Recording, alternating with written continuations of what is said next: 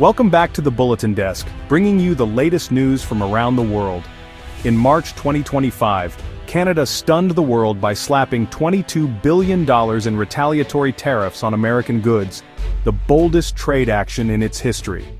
Prime Minister Mark Carney called it a stand for economic sovereignty, aiming to protect Canadian jobs from what Ottawa saw as unfair U.S. measures. The tariffs targeted a wide range of American products, electronics, kitchenware, food, and more, hitting both U.S. corporations and everyday shoppers. By focusing on high-profile brands and essential goods, Canada ensured the pain would be felt in American homes and at the ballot box. This was a calculated gamble: disrupt key U.S. regions, pressure lawmakers, and force a rethink of Washington's protectionist stance. The move shocked the international community as the world's longest undefended border suddenly became a front line in a trade war. For decades, U.S.-Canada trade had been seamless, worth over $1 trillion annually. Now that relationship was under severe strain, with both economies bracing for impact. Carney's government hoped the short-term pain would yield long-term gains, but the stakes had never been higher. The stage was set for a costly showdown, with millions of livelihoods hanging in the balance. Canada's retaliation was triggered by a dramatic escalation from Washington. The Trump administration doubled tariffs on Canadian steel and aluminum to 50%, citing national security, a claim met with disbelief in Ottawa. President Trump threatened even broader tariffs, targeting Canada's vital auto and energy sectors, risking chaos in deeply integrated supply chains. The U.S. also slapped duties on Canadian lumber, energy, and rare earths, key inputs for American industries. The strategy: protect U.S. producers and force Canada to concede, but at the risk of raising costs for American businesses and consumers. The dispute had shifted from negotiation to economic warfare, driven by a protectionist ideology. Trump's rhetoric painted Canada as an adversary, fueling political support at home but deepening the rift. For Canada, these moves were a betrayal of decades of partnership and a direct attack on the rules-based trading system. The result: a full-blown trade conflict with both sides digging in. The era of friendly, seamless trade was over, at least for now. The trade war's effects hit hard and fast for businesses and families on both sides of the border. In Canada, imports of U.S. goods dropped by $3 billion in just 6 months, disrupting manufacturers and retailers who relied on American suppliers. The auto industry, once a model of cross-border cooperation, faced soaring costs and production delays, threatening thousands of jobs. New car prices climbed, and uncertainty rippled through the entire supply chain. In the U.S., consumers felt the pinch as prices rose on everything from groceries to appliances.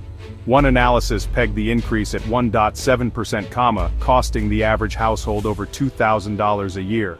Farmers lost access to the Canadian market, facing mounting debts and tough choices about their futures. American manufacturers saw sales to Canada plummet, undermining the very industries tariffs were meant to protect. The pain was mutual. What hurt one country inevitably rebounded on the other. The tariffs, intended as leverage, became a tax on ordinary people and a threat to jobs. The economic fallout was no longer abstract. It was personal, immediate, and widespread. Families struggled with higher costs, and businesses faced shrinking markets. The once interconnected economies were now sources of anxiety and hardship. The trade war's true cost was measured in lost opportunities and shaken livelihoods. Beyond the numbers, the trade war upended daily life for millions. U.S. forecasts warned of up to 500,000 lost jobs, real people in factories, farms, and small businesses. Border communities suffered as cross-border travel and shopping plunged, devastating local economies in places like Buffalo and Bellingham. In Canada, a shop local movement surged, with consumers shunning American brands out of pride and necessity. The friendly border became a barrier, and old habits gave way to suspicion and frustration. News stories of shuttered businesses and struggling families became common. The dispute reshaped cultural ties, turning neighbors into wary rivals. The trade war was no longer just policy, it was a daily hardship. Political decisions had reached into homes, changing lives and relationships overnight. The trade war became a test of leadership, and a political spectacle.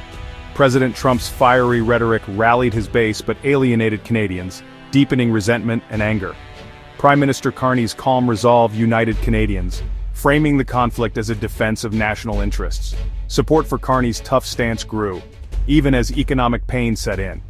In the U.S., some lawmakers broke ranks, criticizing the tariffs as harmful to their own state's farmers and manufacturers. In Canada, regional leaders threatened their own countermeasures, highlighting internal pressures.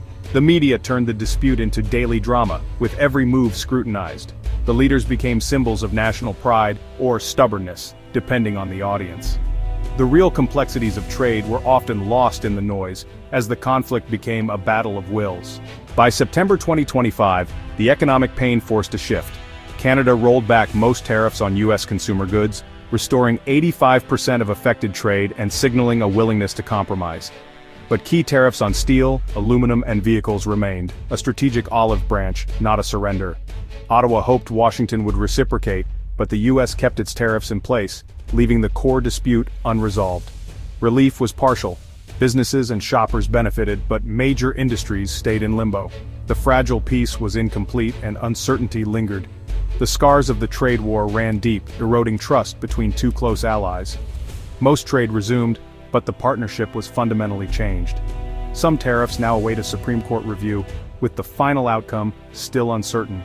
Rebuilding the world's most successful trading relationship will take time, patience, and political will from both sides.